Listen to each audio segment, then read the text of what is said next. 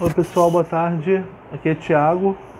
Vamos continuar lendo o livro Desmilitarizar, do Luiz Eduardo Soares, pegando o capítulo 1 agora. O Luiz fala que durante os governos do PT se diminuiu a miséria, mas se aumentou muito o número de execuções extrajudiciais de negros, pobres, homens. E também se encarcerou muito essa parte da população. A polícia, ela tem uma atuação de procura, de policiamento ostensivo, que identifica nessa parte da população o inimigo, o criminoso. A polícia atua assim, identificando, né? A polícia faz ela desviada de função, ela não faz mais uma investigação, ela não faz uma procura de garantia de direitos e um controle da própria força. Não, a atuação dela agora é procurar o flagrante. Então ela vai procurar esse suspeito para fazer a prisão, para fazer a execução. A polícia atua então assim, a ponta dela é o policial fazendo a incursão numa favela, fazendo uma ronda nas ruas, procurando esse suspeito, atentando contra os direitos ao invés de garantir os direitos, né? A polícia faz isso a partir de um aparato institucional. A polícia, a PM, né, é controlada pelo Exército. Ela responde ao secretário estadual de Segurança Pública, mas o controle dela é do Exército. Isso está estabelecido no artigo 144 da Constituição Federal.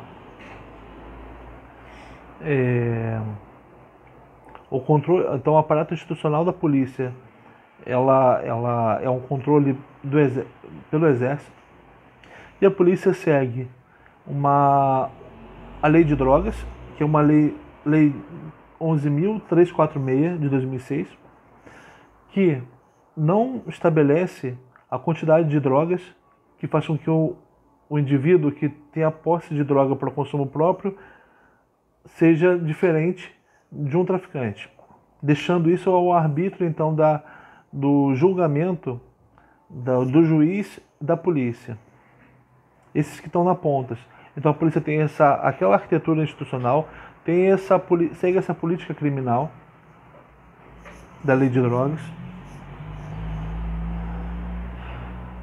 Então ela acaba sendo uma promotora de desigualdades, ela acaba atuando em cima desse estereótipo.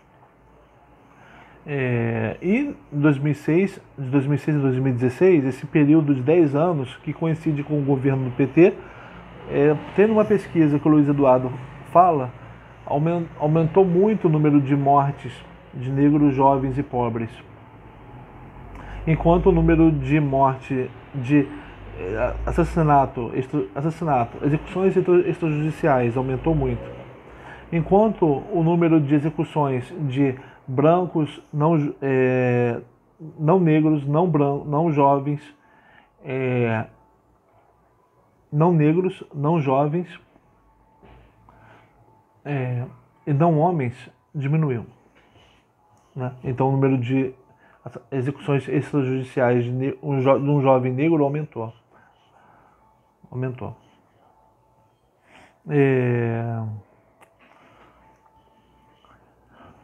A polícia, a sociedade inteira, as pessoas comuns, o governo, a própria polícia, todos nós funcionamos empurrando aquele policial que está na linha de frente para cometer esse arbítrio contra esse indivíduo tipificado, esse indivíduo já previamente identificado como um inimigo, como um criminoso em potencial. Todos nós o empurramos. O texto do Luiz Eduardo diz que a polícia funciona como uma máquina, que os policiais atuam independente da vontade deles.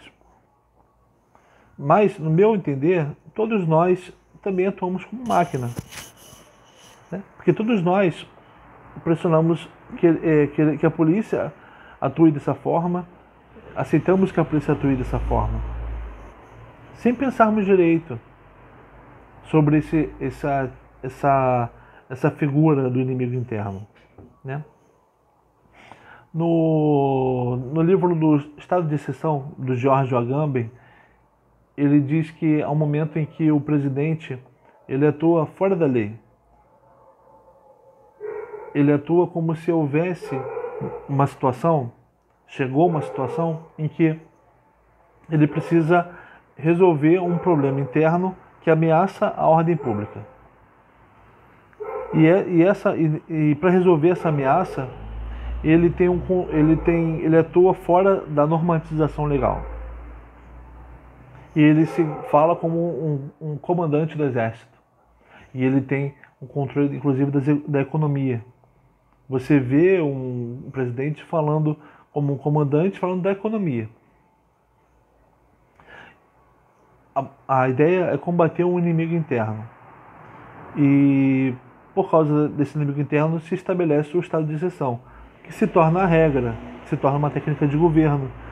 Os governos permanentemente, então, passam a perseguir um tal do inimigo interno.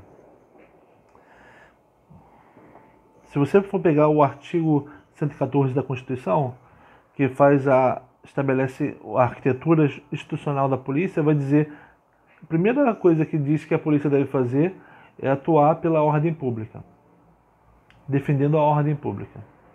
Depois que vem a garantia da segurança da pessoa. A ordem pública, então, tem essa preocupação primeira com a ordem pública. Então, por isso que a nossa polícia está em descompasso com os direitos. Está sempre em descompasso com os direitos.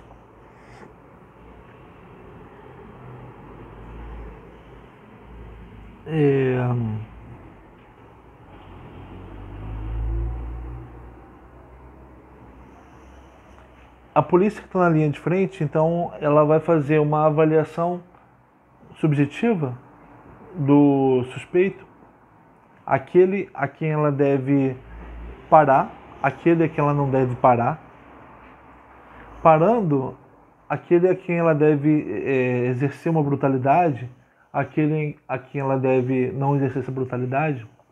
Ela vai fazer uma avaliação subjetiva, está na linha da frente, né? Ela deveria ter uma coisa chamada discricionariedade, que é uma margem de atuação dentro da lei, para decidir o que vai fazer, mas não, ela tem um arbítrio. Ela funciona como se ela mesma controlasse o que ela está fazendo, sem precisar responder a ninguém, né? E o exército, ele também atua de forma arbitrária. Quem controla a polícia tem dois controles. Ela tem a regulação da Secretaria Estadual de Segurança, mas ela tem um controle do Exército. Ela funciona como se fosse um poder paralelo dentro dos estados.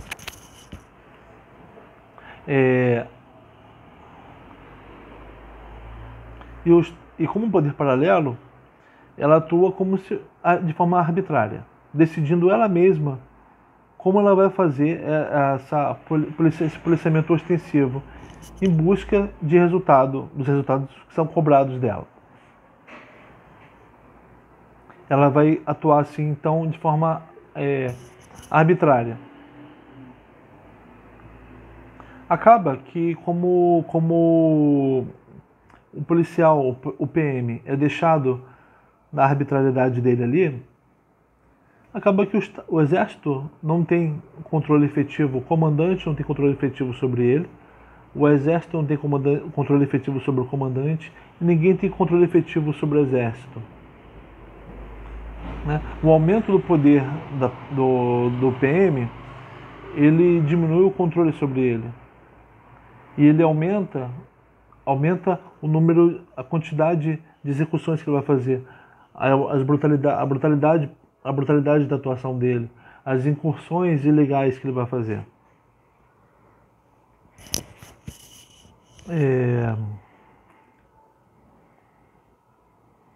A polícia funciona no modo do pronto emprego.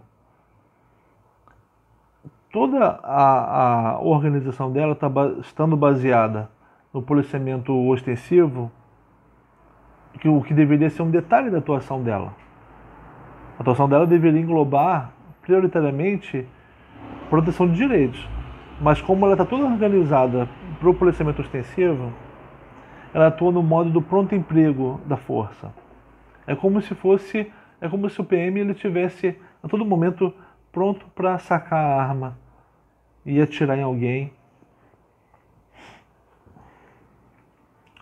A qualquer momento pronto para ser acionado por uma missão, para cumprir essa atuação que ratifica o preconceito e as desigualdades, né?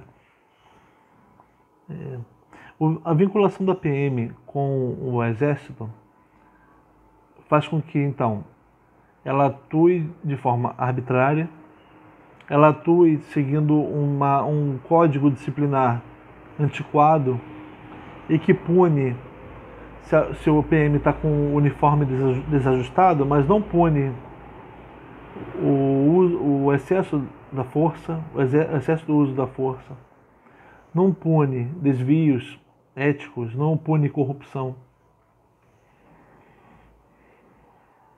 Você vê um PM sendo preso porque deixou o cabelo crescer, porque está com o uniforme sujo, e não vê o exército investigando e punindo o PM que se envolve com a milícia. Né? Então é isso, pessoal. Eu espero que esse vídeo aqui seja satisfatório para você.